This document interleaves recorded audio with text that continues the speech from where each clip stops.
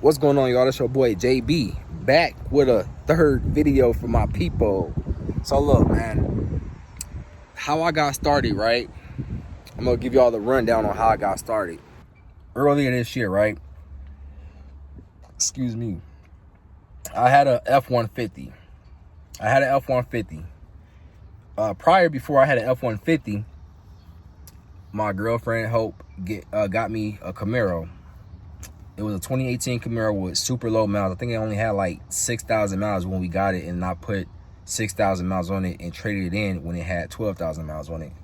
So, with that being said, and it's a reason behind why I brought that up. So, as y'all know, it's a shortage of chips. It's a shortage of vehicles. So now, dealerships are looking to buy cars from us consumers so they can have inventory. So I say that because when I traded that Camaro in, I had positive equity. We actually got like $2,000, $2,500 back from the trade-in. So what happened was we got that vehicle. As a matter of fact, that vehicle, that Camaro was paid for, matter of fact. Yeah, that vehicle was paid for, matter of fact. I forgot about that. So that vehicle was paid for, and we got an extra $2,500 on top of the amount that we got back. So we took that money and we dropped a good portion on the F-150 that I got. Or you can say that we got. So end up getting that F-150, right? And I had that for about 7 months. Mind you, 2020 Lariat, same package as this truck. I had that, and I use it to do like 3 jobs with my buddy and transporting RVs. I was running with him under his business. So when I did 2 runs with him, I then was like, you know what? If I'm gonna do this towing and hauling, I'm gonna need something bigger. So I talked to a few people. I was debating like, man, should I get an F-250? And he was like, man, bro, if you're gonna do this, man, you might as well just go big and just go ahead and stop playing. Get you a 350 dually, because I'm pretty sure, knowing you gonna wanna get one down the line. So, and he right. I'm the type of person, like, I like to go big or go home, man. I like the biggest of the biggest. You know what I'm saying? Sometimes, my girl, my mom, they got to catch me because I like doing stuff and not think about it. I like taking risks. So I ended up getting a 350 dually, man. I traded my F-150 in, went to a dealership, and mind you, I had equity in that. I told the guy, I'm like, I saw one, right? Because I was going to get a used one, but all the used ones, like I said, were marked up. I'm like, I saw one in Wisconsin. It was like a 2018 or 19, and it had about like 30-something, 40,000 miles. They was trying to sell that shit for about like $80,000. So I'm like, man, you know what? I'll go give me a brand new one, use my discount. So what happened was, I had equity in my F-150. I called this dealership. I'm like, hey, I see y'all have one on y'all lot or whatever. I'm not trying to drive all the way out there to come look at it. I'm like, look, this is what it is. One dealership offered me this amount of money for my truck. Can you match that or do better? He was like, I can match it. Mind you, I was lying about the shit. One dealership offered me this amount. It was what? I think 10,000. I told dude the other dealership was gonna give me like 12,000. So I got an extra $2,000 on my trade-in.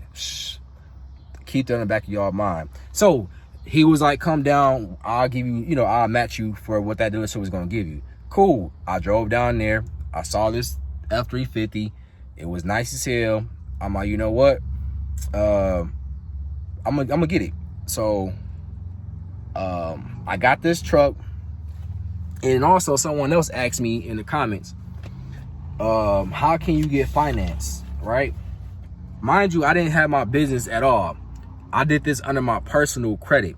So it's and I'm gonna get to that too. So I went down to the dealership, traded my truck in. I end up, starting the paperwork on everything.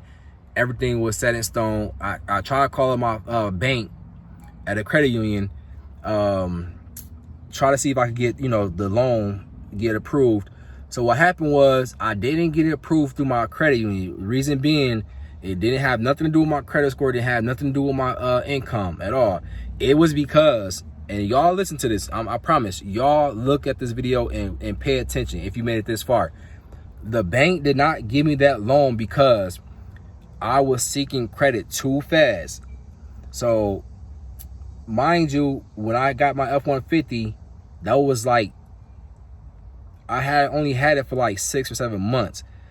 The lady that I work with, and I know her personally, she worked at the bank. She was like, if you would have waited until August and you had that truck for a year, you most definitely would have been approved for it. So, for all my people that's out there, sometimes credit don't mean nothing. Sometimes when a bank see that you're seeking, too many loans all at once, they will deny you. Unless, it's gonna happen, man. So I'm just sharing to y'all my personal experiences. I'm giving it to y'all, man. So, you can then, take it and then go from there. Sometimes seeking credit too fast can hurt you. Sometimes credit don't mean nothing. And yeah. So that happened. So my next step or my next move was to, go through the dealership financing. Mind you, my credit is not bad. So what I did was I went to the dealership. I was like, my bank didn't finance me. So what other option can we do? We can get you financed. Cool. So they got me financed through a bank called Citizens One or whatever. So the interest rate was like at a 6%. Like I said, it's not high. It most definitely not high, but it most definitely can be low. I've seen people pay anywhere in double digits, and that's high as hell. So I'm still in the single digits. 6% not bad. So I got financed through the dealership bank. Mind you, I used my positive equity on my F-150. I dropped down $5,000 as well, and I had my discount. Mind you, this is an $80,000 truck. $80,000. So I didn't pay $80,000. I got my truck with all the discounts in my down payment. I got this truck for about like $54,000. 55, I think it was. 55 it was, to be exact. $55,000. And then from there, I did another job with my homie with this truck with one. I ended up moving on. I got my own authority. I did the process for that. I did my LLC, got my EIN number, all that stuff. I did everything I needed to do. And then from there, that's when I ended up getting, I was in Georgia. I was in Georgia for a while. I ended up going to a Big Tex dealership to go look at trailers. They so happened to have one on the lot, and I ended up financing. I was like, man, you know what? They only had like one there because they was selling like hotcakes. So I told the lady, I'm like, is there any way that, I can run my credit and, try to see if I can get finance or whatever? So mind you, I had my business EIN number already by that time. So she ran my credit. They came back, got approved. I didn't have to put no money down. I walked off the lot with a trailer with no money down. And the interest rate was high as hell. I'm not gonna lie to y'all. I think that interest rate was at like a 11 or 10. 11 or 10. That was high. So the payments really wasn't a lot. It was only like $203. I mean, that probably is a lot for I don't know, man. To me, it really wasn't a lot for $9,300 for a trailer. It really wasn't a lot because with taxes, I have to pay taxes for Illinois. So it came out to about almost $10,000, $9,800 if you want to count, round it up, $10,000. So that happened. I had to run my personal credit for that. So how I really got started, right? So y'all know I got the truck in my personal lane, the trailer in my personal lane. So let's talk about insurance. So I was on the phone with brokers trying to get a best deal with insurance. I've been shopping, asking questions, whatever. So people came back with like, yeah, Progressive is going to be the best way that you can go. So long story short, I ended up getting a quote through Progressive. It was so I want to say 15 or 16,000 a year, and I was like, okay, cool. So I had my quote. The big problem was I didn't have the down payment to start my insurance policy. And I'm trying to figure out how the hell I'm gonna get this money. It was bothering me. I'm like, you know what? I'm gonna pull money out of my 401k. But then my mom was like, don't do that. You know, just hold off and everything like that. I'm over here calling banks. Can I get a loan, please? Yada, yada, yada. I got a business. Can y'all approve me for at least 3,700, 38? So I was calling, man. I'm not gonna lie. I was calling because I really wanted to get started so I can, you know, make money. So my mom and my brother forked up. My brother helped a big, you know, helped a lot. My mom helped a lot. They fronted me the money, and I started my policy. I got on the road, and I was able to pay them back. So I know y'all saying, well, Jeremy, how you get your equipment? So the equipment I financed through PayPal. My mom let me use her account to get my equipment through PayPal. So I did that. What else? And then from there, that's pretty much, I had enough to get started so I could continue to make money. So, so I started making money, and then fuel card, gas card. So how do you go about, getting a gas card, or how did you pay for your gas? So what happened was, at first I did have a fuel card, right? But then I was educating myself, and it's like, man, it's not even fucking worth it, because if I gotta pay, if I use it, let's say I use it Monday, right? And come that Sunday or something like that, it gotta be paid by that Sunday or whatever. I think that's how it went. Basically, you had to pay that shit dinner. After you use it, you dinner got like a week or less to pay it back. And I'm like, what? So I just said, cancel it. I don't need it, because now, like I said, I educated myself. Those are pretty much for companies that's big that need fuel cards.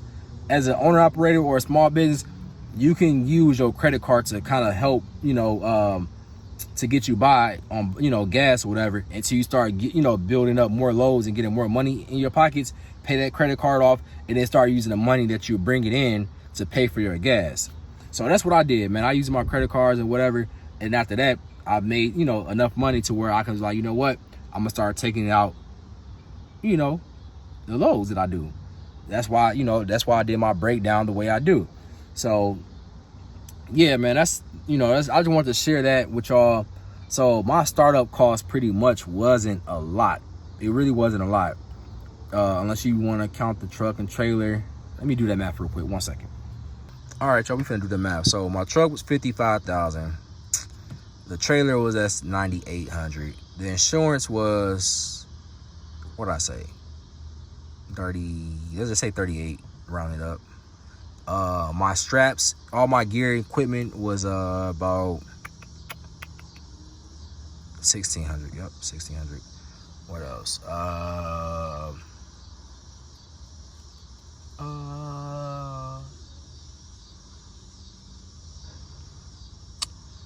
That's pretty much it. If I'm forgetting something, let me know in the comments what I'm forgetting. But that's, for the most part, the truck, trailer, equipment, insurance is pretty much all you need for a startup. Oh, the MC and everything like that. So that was about like $3 for the MC, then 62 and 40. So let me see some. It's like 300 plus 62 plus, let's say 40. $70,000, $602 to start up. Hey, I get it. I know y'all like, damn, that's a lot of money to fucking start up. It is, bro. It is. Trust me. There's no other way. When you first starting out, there's no other way to get all this stuff under your business name, because your business don't have no type of credit. It don't have anything to show for it. So you do have to use your own personal credit to get the things that you need to get to start your business. And the best thing that I could, advise some of y'all, my best advice is, if you have family that's really supportive and believe in your vision, ask them, man. It doesn't hurt to ask. So my brother and my mom helped me out with my down payment with my insurance. From there, the equipment and everything like that, that was kind of easy to get because they have buy now, pay later, little finance companies or whatever, that can, you know, help buy you over to get what you need to do to get you started. But the main thing is really going to be the truck and that trailer and the insurance.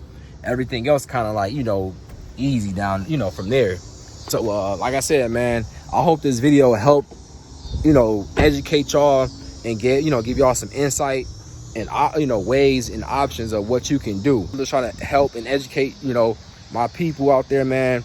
Like, y'all my brothers, bro. Y'all my people. So I'm, you know, I'm helping y'all because I don't know everything. Like I said, I'm just, you know, going off what I was told and learned from others. I'm always learning for myself. I'm always learning and asking. So I'm just sharing to y'all because I want y'all to succeed too, man. It's a lot of money out here for all of us to eat. And if I can do it, man, I hope y'all can do it too. I hope y'all can find a way to where y'all can start y'all business and get out here on this grind, because who wants to work a 9 to 5 and put in a lot of energy into the other person's business? You get what I'm saying? Why not put all that energy into your own business? That's how I look at it, man. Y'all have a good one, man. Y'all stay safe out there. Today's Sunday, today the weekend. Happy Labor Day. Y'all be safe, man. Peace. It's your boy JB Truckin' checking out with another video.